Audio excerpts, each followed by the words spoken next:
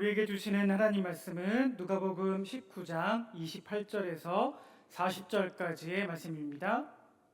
주신 말씀 제가 읽도록 하겠습니다.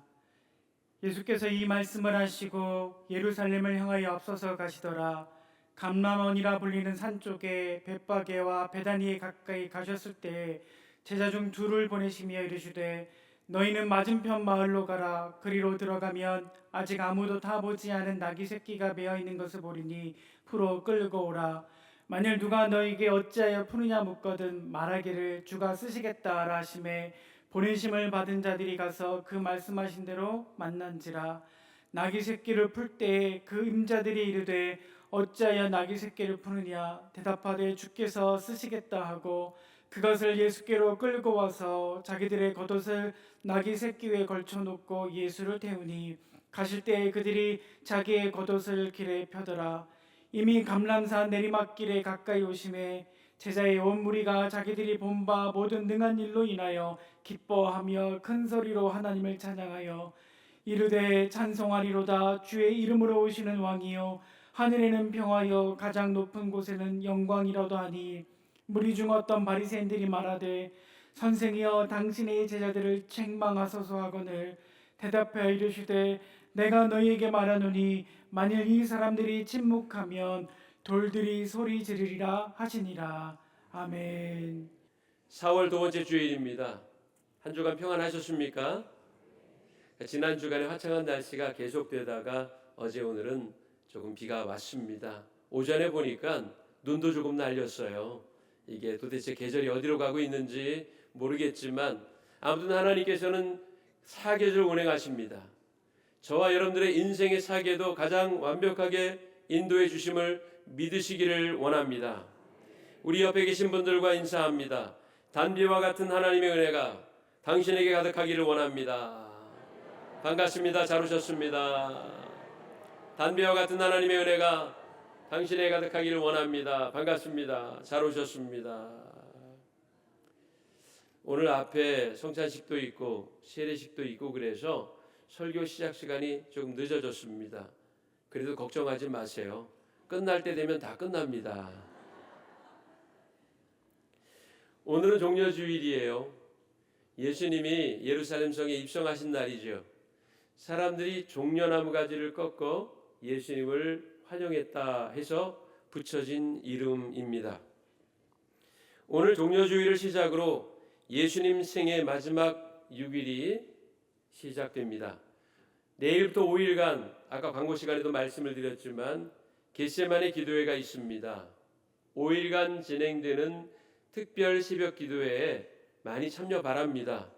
예수님의 고난과 희생이 나를 위한 것임을 깊이 감사하고 묵상하여 여러분의 영성이 깊어지고 신앙이 성장되는 계기가 되기를 바랍니다. 오늘 예수님이 예루살렘 성에 입성하실 때에 사람들이 겉옷을 벗어서 길에 폈다고 했습니다. 그리고 종려나무 가지를 꺾어 흔들며 예수님을 환영했어요. 그리고 이 종려주일은 고난주일로 부르기도 하는데 예수님의 고난이 시작되는 날이다 해서 고난주일이라고 부릅니다. 오늘 예수님이 어린 나귀를 타고 예루살렘 성에 입성하신 것은 구약의 스가랴 선지자의 예언이 성취된 일입니다.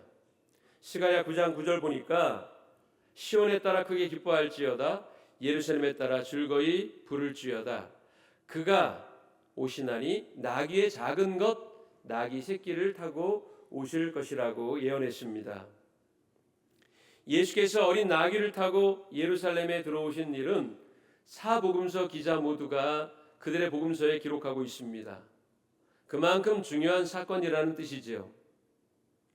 여러분, 우리가 보통 왕이라고 하면 머릿속에 생각나는 이미지가 있을 겁니다. 앞뒤로 많은 근위병이 경계를 서며 호위하겠지요. 그리고 길가에 왕을 보고자 몰려든 사람들은 손에 화려한 꽃송이들을 들고 그 앞에 엎드릴 겁니다.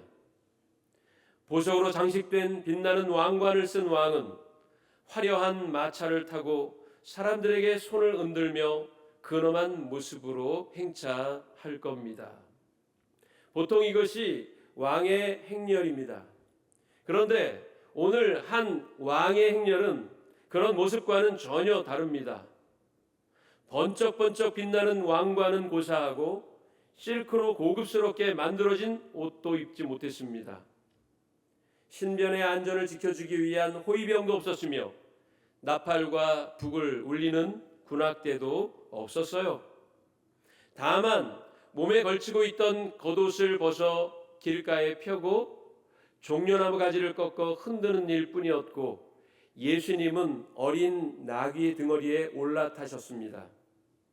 누가복음 19장 30절에 보면 그 나귀는 한 번도 사람을 태워본 적이 없는 어린 나귀였다고 했습니다. 아직 나이가 어리니 성인 남자를 태운 등어리가 얼마나 아프고 힘들었을까요? 그런데 사람들은 목청을 높여 이렇게 노래합니다. 누가복음 19장 38절 보니까 찬송하리로다 주의 이름으로 오시는 왕이요 하늘에는 평화요 가장 높은 곳에는 영광이라 하면서 나귀를 타고 오시는 분을 왕으로 환영했습니다. 마태복음에서는 이렇게 기록합니다. 호산나, 호산나는 우리를 구원하소서라는 뜻입니다. 우리를 구원하소서 다윗의 자손이요 찬송합니다. 가장 높은 곳에서 호산나 하며 예수님을 열렬히 환영합니다. 그런데 그 중에 몇 사람은 군중들의 소리가 시끄럽다고 핀잔을 주기도 하지요. 바리새인들이었습니다. 누가복음 19장 39절 보니까 선생이여 당신의 제자들을 책망하소서라고 군중들의 함성을 잠재우고자 했습니다. 그들 눈에 예수님은 위협적인 인물로 보였고 자신들의 기득권을 빼앗는 방해꾼으로 밖에는 생각되지 않았기 때문입니다. 그것을 어떻게 알 수 있습니까?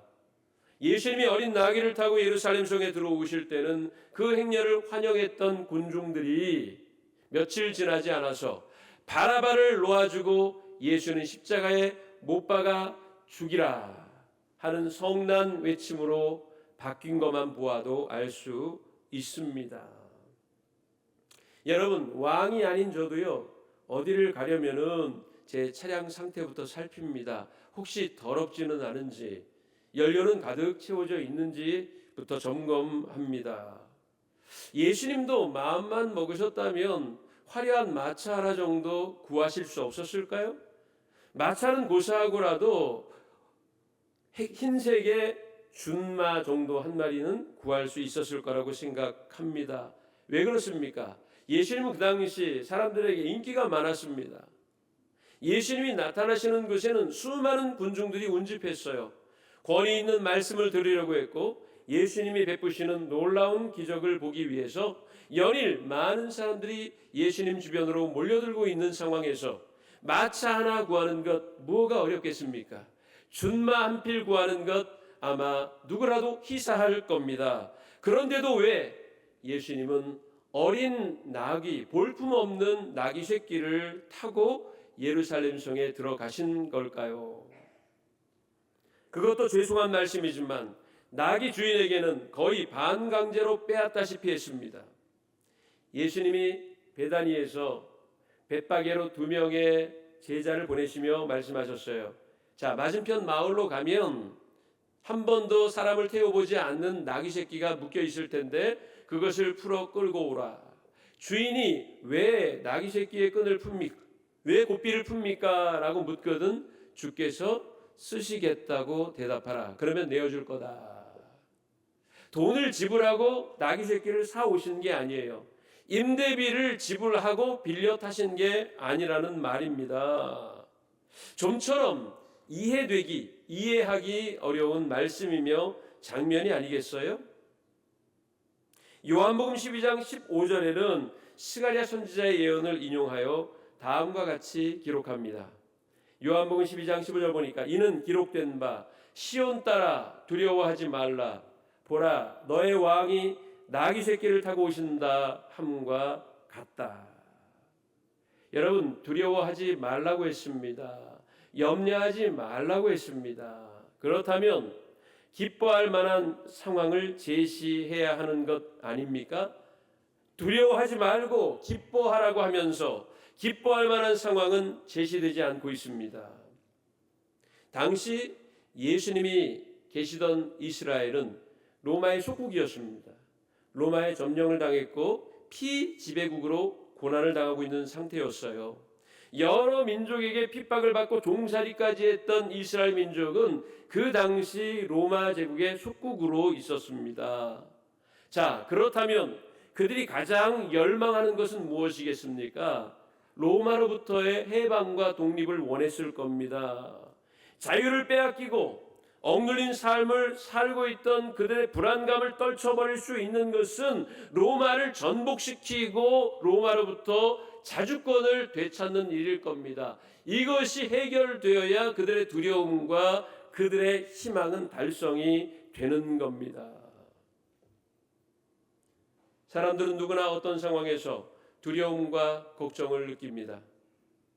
경제적인 이유로, 건강상의 문제로, 이루지 못한 꿈 때문에, 가족 간의 갈등, 부부와의 갈등 때문에 늘 마음이 무겁고 힘듭니다. 그것을 해결하기 위해 노력하지요.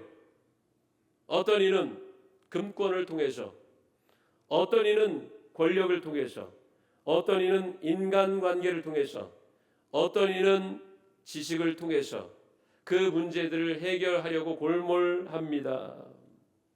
그래서 스펙이라는 것을 쌓는 일에 집중하지요.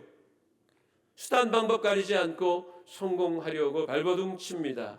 결국 목적지에 갔지만 원하던 행복은 얻지 못하고 오히려 불행함만 가중되는 경우가 있다는 사실입니다. 사람들은 누구나 자기들을 돋보이게 하기 위한 금마차를 타기를 원하지 나귀 새끼를 타고 싶은 사람은 아무도 없습니다. 내가 얼마나 대단한 사람인지를 어필하고 싶어해요. 내가 다른 사람들보다 소위 잘 나간다는 것을 사람들에게 알리고 싶어 합니다. 금마차를 누구나 타고 싶어 하지 어린 나귀 새끼를 터덜터덜 타고 가고 싶은 사람은 아무도 없어요. 예수님은 왕으로 예루살렘에 들어가시면서 왜 누구도 타고 싶어 하지 않을 어린 나귀를 타고 왕으로서 행차하신 걸까요? 누구라도 다른 이에게 무시당하는 것은 죽어도 못하는 일 아닙니까? 양보하는 것은 자기의 힘없는 자들의 자기 위로라고 생각합니다. 그래서 아름다운 속담마저도 이렇게 바꾸죠. 가는 말이 고우면 무시당한다. 그리고 일찍 일어나는 새는 독수리의 공격의 표적이 된다. 높이 나는 새는 먹이를 낮게 나는 새에게 뺏긴다. 뭐 이렇게 아름다운 격언과 속담마저도 왜곡합니다. 이스라엘 백성들은 자기들의 불안감을 해소하기 위해서는 로마로부터 해방되는 것만이 자기들의 해법이라고 생각했을 겁니다. 그래서 예수님이 예루살렘 성에 들어오실 때에 신비한 이적과 권능 있는 말씀을 전하시는 예수님이 무언가 우리를 로마로부터 해방시키고 독립국가를 세워주실 것으로 생각했던 거예요. 그래서 어린 나귀를 타고 오시는 모습을 보고도 아마 기인처럼 여겼는지 모르지요. 지금은 어린 나귀 새끼지만 아마도 예수님은 다른 계획이 있을 거야. 이렇게 생각했는지 모르겠습니다. 본문에 보면 명절을 지키기 위해 많은 사람이 예루살렘에 모여들었다고 했습니다. 6월절 명절을 지키기 위하여 사람들이 예루살렘에 운집한 상태였어요. 그때 예수님께서 예루살렘 성에 들어가신 겁니다. 기대치는 최고조에 이르렀고 예수님이 결사들을 조직하여 로마로 직행하는 것 아닌가 하는 그런 기대감마저 감돌았을 겁니다. 그래서 호산나 우리를 구원하소서라고 외쳤던 거지요. 가슴은 기대감으로 가득했고 이스라엘의 왕 메시아가 새날을 열어줄 거라고 굳게 믿었습니다. 그러나 예수께서 예루살렘 성에 들어오시는 장면은 군중들의 기대와는 사뭇 맞지 않는 모양새였습니다. 여러분, 어린 나귀 새끼를 타고 예루살렘에 들어오시는 예수님의 모습을 볼 수 있는 눈이 저와 여러분들에게 있기를 원합니다. 어린 나귀가 시사하는 의미를 볼 줄 알아야 합니다. 그것은 믿음으로만 보여지는 신비입니다. 인간의 세속적 가치관으로는 알아챌 수 없어요. 즉 어린 나귀가 시사하는 건 무력으로 이루는 평화가 아니라, 정치력으로 획득하는 권력이 아니라, 군사력으로 빼앗는 정의가 아니라 하나님의 평화, 하나님의 통치, 용서로 이루는 화해와 정의입니다. 이것을 군중들에게 보여주시고자 함이었던 겁니다. 예수님은 당신의 전생애를 통해 일관된 삶을 사셨어요. 예수님의 출생은 한 초라한 마구간 말구유였습니다. 또한 그는 머리둘 곳 없다고 말할 정도로 가난한 삶을 유지하셨습니다. 사람들에게 무시당하고 고난을 받았으며 끝내 골고다 언덕 십자가에 달려 죽음을 당하셨지요. 그것을 보면 오늘 어린 나귀 새끼가 우리에게 시사해 주는 바가 무엇인지를 우리는 알게 됩니다. 기실, 사람들의 일상적인 기대와 사고체계와는 전혀 다른, 이것이 나의 꿈과 희망을 이루어줄 수 있을 것이라고 생각하는 성공의 조건과는 전혀 맞지 않는 방식으로 예수님은 사람들에게 교육하고 계신 겁니다. 지금 이 나라를 보십시오. 금력으로, 권력으로, 인간관계로, 자기가 가지고 있는 인맥으로 성공해 보려는 자들의 춘추전국 시대가 아닙니까? 어린 나귀는 너나 타라. 나는 금마차를 타고 입장할 거라. 누구라도 그렇게 말합니다. 이때 우리는 예수님의 어린 나귀 입성의 의미가 무엇인지를 깊이 생각할 수 있어야 합니다. 정치력과 군사력으로는 절대로 세울 수 없는 하나님의 나라, 전쟁과 싸움으로는 절대 얻을 수 없는 근본적인 평화, 율법과 할례를 행하는 것으로는 얻을 수 없는 인간의 근원적인 행복이 초라하지만, 비루하지만 그 누구도 흠모할 것이 없는 모습으로 예루살렘 성에 들어오셔서 끝내 5일 후에 십자가를 지고 목숨을 다하신 골고다 언덕의 십자가의 예수님을 바라보면서도 그분이 나의 구주요, 나의 왕이요, 나의 전부라고 고백할 수 있는 믿음의 고백이 저와 여러분들에게 있기를 원합니다. 그래서 나귀는 십자가의 표상이지요.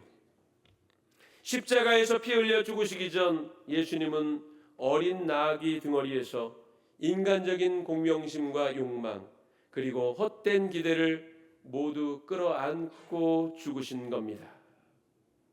여러분, 오늘 예수님이 예루살렘 성에 입성하신 종려주일, 어린 나귀 새끼를 타고 오시는 예수님을 진정으로 나의 왕, 나의 주인으로 모셔드릴 수 있기를 원합니다.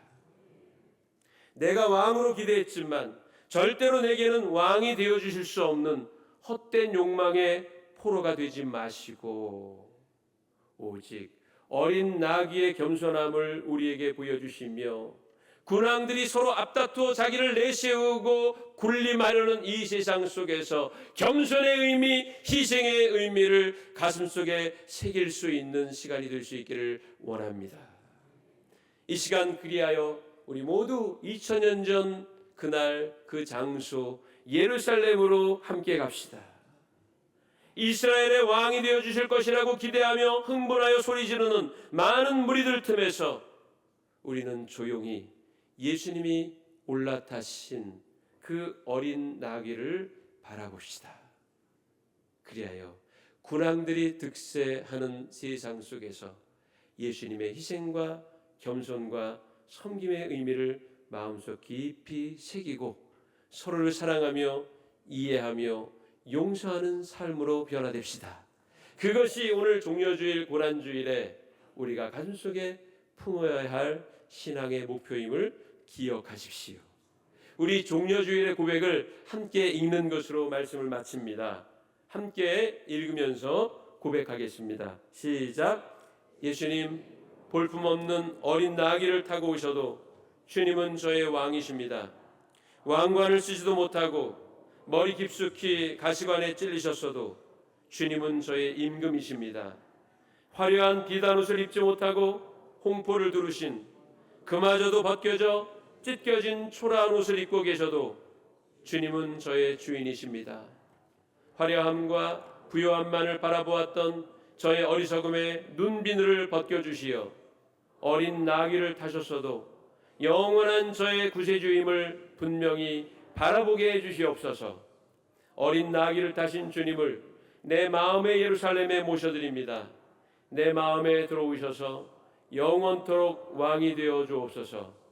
언제나 예수님을 주님으로 모시고 골고다 언덕 십자가의 자리까지 동행하는 참된 제자가 되게 하옵소서. 아멘.